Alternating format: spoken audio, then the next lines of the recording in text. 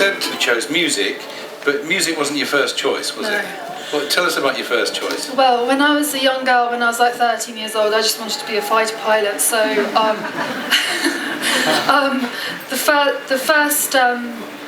the first thing I wanted to do was join the Air Training Corps. So I joined the Air Training Corps, and I was very obsessive about being in it, and I managed to achieve pretty much everything that was on offer there.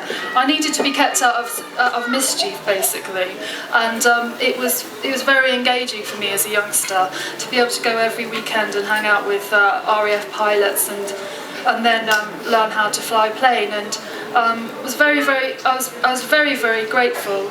And at 16 I got my glider license, and at 17 I got my navigation, and at 18 I was awarded an RAF flying scholarship, and so I was very excited about that, becoming an aviator and flying.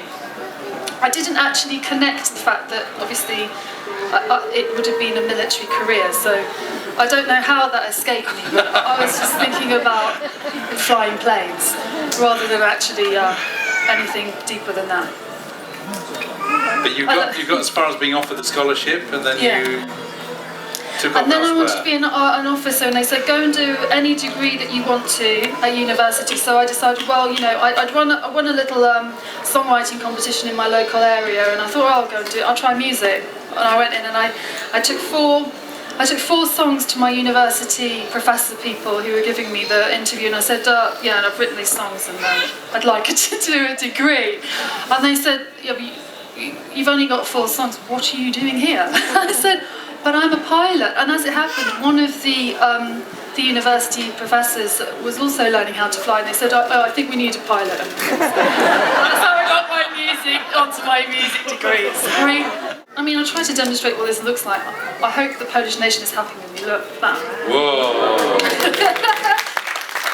I've also got to say a big thank you to Robin Hood Restaurant Zorro on King Street in Hammersmith for helping me to learn how to make their version of pierogi. Before I came on this show, I decided to go to all the restaurants, Polish restaurants I could in London, and try to pick up their techniques to share with you. She says it's lovely. Look. Oh, look at that. Very good. Very good. Is the cooking experience improved if you have a glass of beer to hand? Yes. So can we get Katy and vodka. A bottle of beer? Yeah. Oh, my Polish family don't even get out of bed before they've had 2 bottles of vodka. Right. Oh, is this fantastic? Na zdrowie! Na zdrowie! So what you do is you literally have the potatoes and you just start mixing them in with the cheese and the onions, and then you make this beautiful consistency. You really should get your hands in. You know, you need to get your hands dirty a bit here, like that. Stick it in like that. I'm trying to make this. A question down here, yes, ma'am. Is this one of your favourite dishes? Well, in Polish cooking, I have a real vice for Polish cooking. That is my vice. When I go to Poland, I eat 9 meals a day. I have so many favourite dishes, but I love the dishes that they would make at home. I much prefer eating home cooking. So this is something that every household in Poland would make, pierogi. These lovely pierogi are here, and what we do is we just literally get a little bit here, and then you can either put them in like that, for instance, or you can do lots of different things. You can do things like that to make it look pretty. Oh. Kind of demonstration. Very nice. Time for some music, please. This is a song, Dziś, ciebie, przyjść, mogę. It's the Partisans' lullaby. And this song was very famous in the Second World War in Poland. It was written in 1943, and it tells the story of a Polish partisan not being able to stay with his loved one and having to go to fight in the forest. Dziś do ciebie przyjść nie mogę,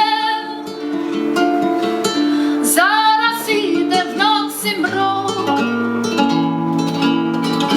Nie wyglądaj za oknem,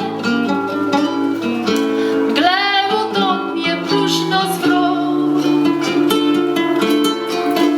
Po cóż ci, kochanie,